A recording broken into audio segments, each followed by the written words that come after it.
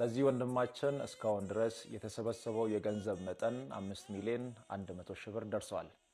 ምናልባትም ያልሰማችሁ ያላወቃችሁ ሰዎች ካላችሁ እዚህ በምስሉ ላይ የምትመለከቱት ወንድማችን ሀብታሙ በደም ካንሰር ለዚህ ወንድማችን እስካሁን ድረስ የተሰበሰበው የገንዘብ መጠን 5 ሚሊዮን 100 ሺህ ብር ደርሷል።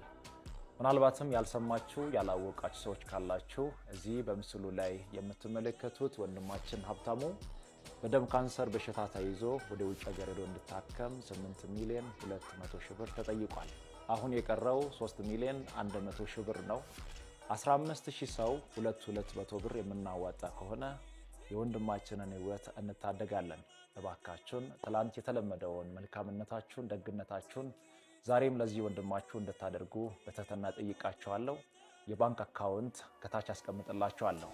ይህ ቪዲዮ ደግሞ ለብዙ ሰው እንዲደርስ አሁንም ሼር ማድረጋችሁን እንዳትረሱ።